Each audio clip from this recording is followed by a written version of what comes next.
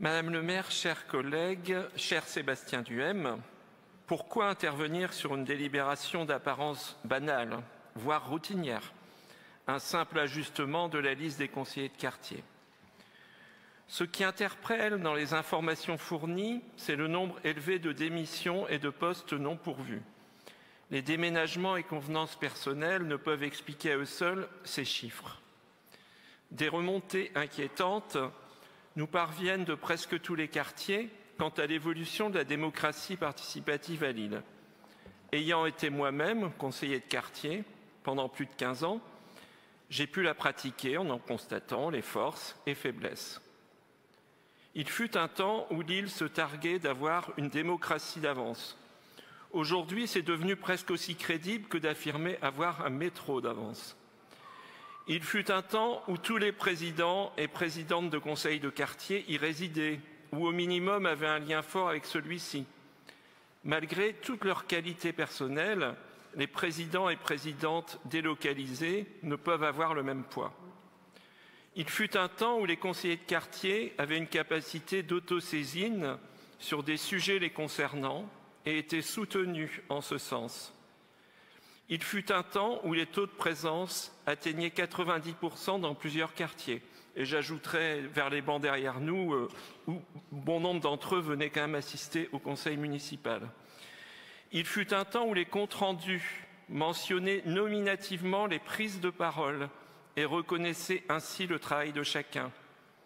Il fut un temps où les conseillers pouvaient aborder des questions diverses sans devoir prévenir 7 jours à l'avance, ce qui n'est pas toujours possible. Il fut un temps où les conseillers du collège politique avaient les mêmes droits et devoirs que leurs collègues et la même reconnaissance. Enfin, il fut un temps où les nouveaux habitants bénéficiaient d'un accueil décentralisé dans leur quartier, permettant ainsi notamment une meilleure connaissance du rôle et des activités du conseil de quartier. Certes, tout n'était déjà pas parfait, loin s'en faut, mais les conseillers se sentaient utiles et reconnus.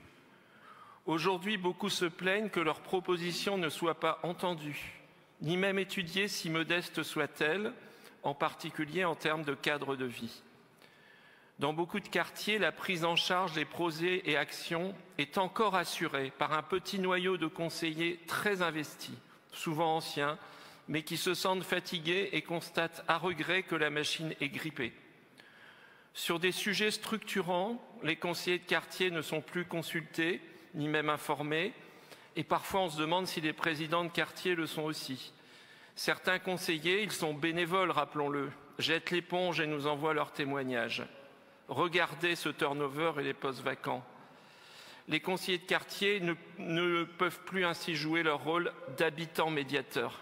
Walid Hadas disait que c'était avant tout un habitant, un conseiller de quartier, je suis d'accord. La mise en place chaotique des points d'apport volontaires en est un bon exemple. On nous objectera que personne n'en veut juste à côté de chez soi, mais on pourrait au moins réellement consulter avant de décider. Idem sur la suppression du stationnement bilatéral sans concertation ou même information. Il est encore temps de revenir à de meilleures pratiques. C'est indispensable, sous peine de décourager la participation citoyenne, et pas forcément besoin pour cela d'une nouvelle modification du règlement, plutôt de meilleures pratiques. Je reste à votre disposition pour en parler plus longuement et je vous remercie.